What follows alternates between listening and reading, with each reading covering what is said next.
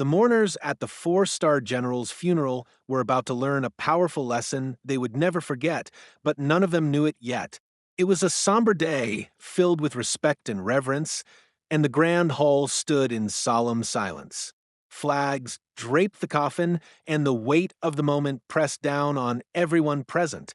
There was an undeniable heaviness in the air as high-ranking military officials, dignitaries, and veterans filled the space, each of them caught in their own thoughts, memories of the man who had commanded with unwavering leadership, who had sacrificed so much for his country.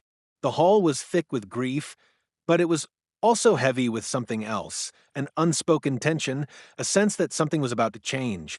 Among the sea of formal uniforms and polished shoes, one figure caught the eye. A frail, elderly woman, walking slowly but with a purpose that seemed to defy her age. Her face was lined with the wisdom and hardship of a life lived well beyond the ordinary, marked by the struggles she had overcome. Her name was Clara. At first glance, it would have been easy to overlook her. She was a black grandmother wearing a simple, modest dress, her silver hair braided tightly back. Her presence, though soft and quiet, radiated dignity. She was not a woman who had ever worn medals or fought on foreign battlefields. She had not been a soldier, but in her own way, she had fought countless battles, just not the ones that men in uniform did. Clara had spent her youth working tirelessly to support her family, tending to others in ways that would never be recorded in history books, but had been just as essential to the fabric of society. She had known the general for decades. Back in the day, she had worked at the base canteen, serving food to soldiers, including the young officer who would one day rise to become the general. He had always treated her with respect, never seeing her through the lens of race, but as a fellow human being, someone deserving of kindness and compassion. Over the years, their relationship had evolved into a friendship, one that transcended the usual boundaries. In a time and place where divisions were often sharply drawn, their bond had been a bridge. She had been there for him when no one else had, and he had returned that kindness in ways that Clara would never forget. But on this day, as she entered the hall to pay her respects to the man she had admired, Clara's presence was not welcomed as it should have been. As soon as she stepped through the doorway, there was a shift in the atmosphere. The eyes of some attendees flickered in her direction, glances that could not hide the discomfort they felt.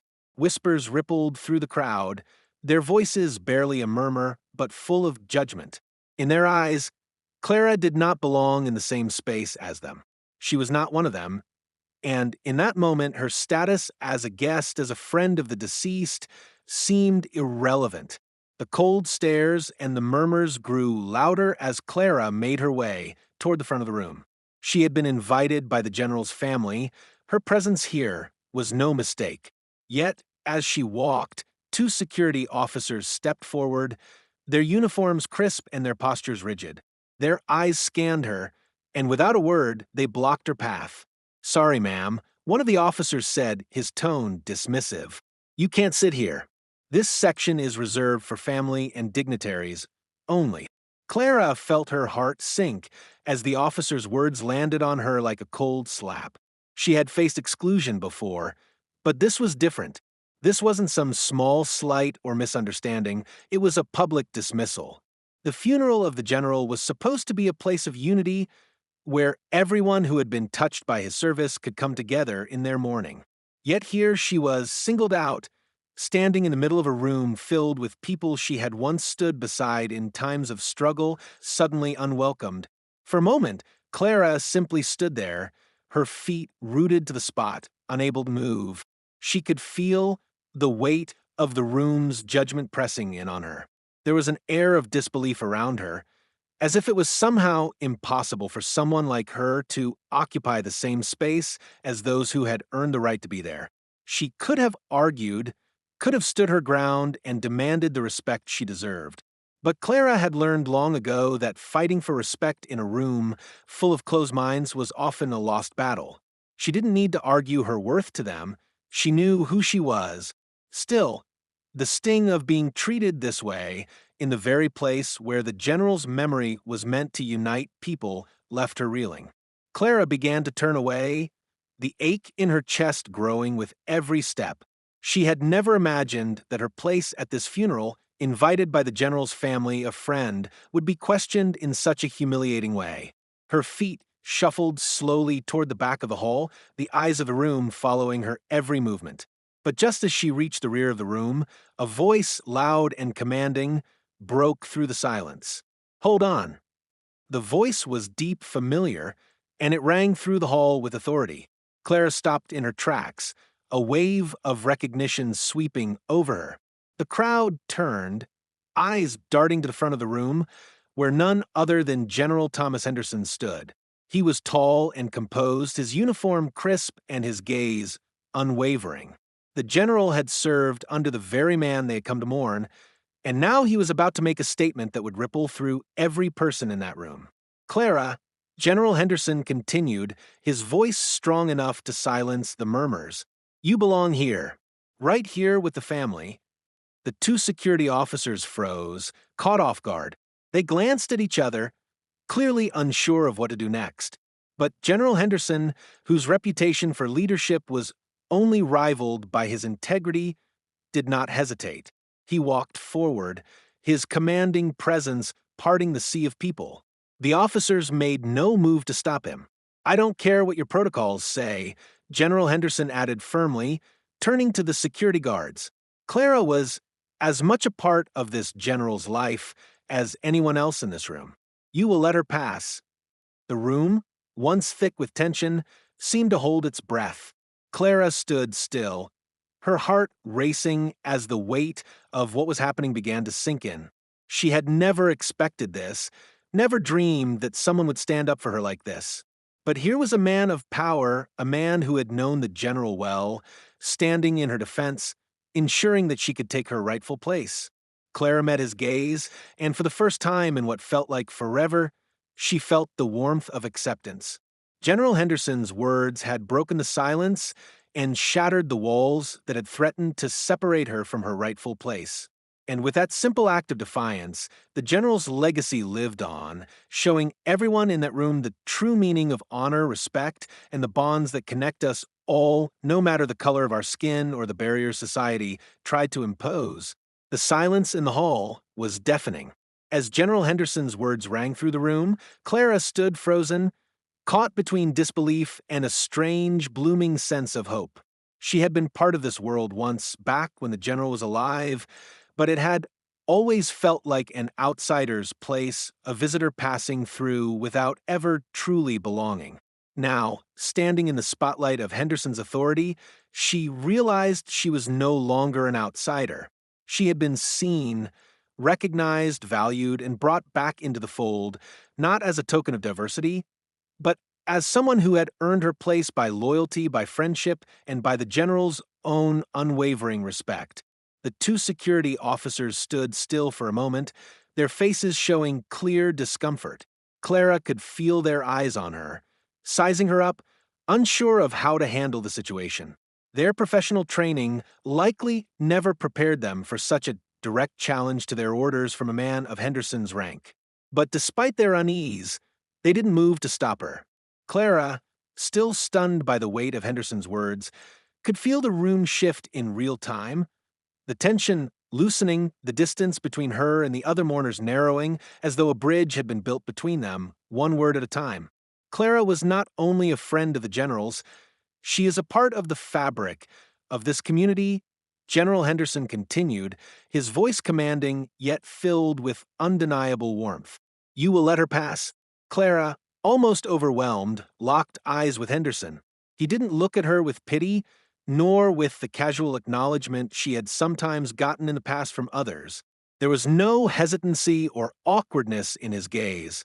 He looked at her like someone who had always known her worth, as if she had always belonged in this room, in this place, by the side of the man they had both loved and respected. Henderson's steady presence in this moment became the beacon of something larger than just a personal victory. It was a reminder that change could begin with one act of courage, one voice raised in defiance of the status quo. With a simple nod from Henderson, the officers, still uneasy, stepped aside. Clara felt an unfamiliar lightness in her chest, the weight of the crowd's scrutiny had lifted, replaced by the acknowledgement of something deeper: respect. Her legs moved before she could process the fullness of what had just happened. For the first time that day, she walked with confidence, not as an outcast, but as someone deserving of the same honor and recognition that everyone else in the room had come to give. General Henderson's hand rested gently on Clara's arm as he led her to the front. As they walked, the whispers that had once followed her seemed to fade, replaced by a stillness that settled over the crowd. A few heads turned, some nodding quietly in recognition, while others stared, their expressions softening in the face of Henderson's clear, unshakable stand for dignity. There were no more whispered judgments. No one dared to question her presence now. When they reached the front, Henderson paused, scanning the rows of seats that had been reserved for the general's closest family and friends. Without hesitation, he guided Clara to a seat directly next to the family, right beside the general's widow, who, though still grieving, greeted Clara with a warm, welcoming smile. Clara's heart fluttered, not just with the weight of the moment, but with the realization that this was a place she had earned, a place of honor that had once seemed so far out of reach. She sat down, feeling the seat beneath her, as though it was the most solid thing she had ever encountered.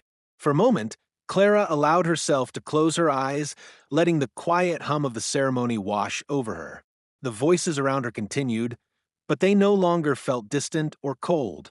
The general's legacy was alive in this room, not just in the uniformed men who stood at attention or the speeches that celebrated his life and service, but in this moment, in the small but powerful act of kindness from Henderson, a man whose respect for the general had translated into respect for her. The ceremony continued, and Clara listened as the words of the eulogies filled the space. But in her heart, she was no longer merely a spectator.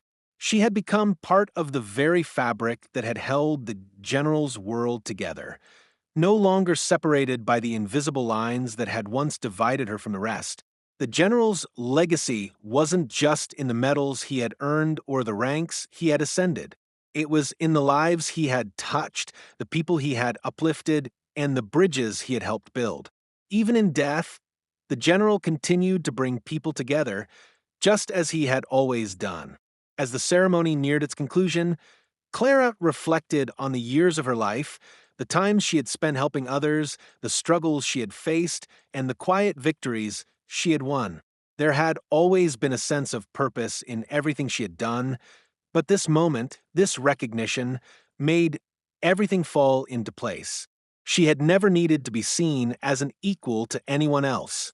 She had always believed that respect was earned, not given. And in the eyes of the general and his closest allies, she had earned it.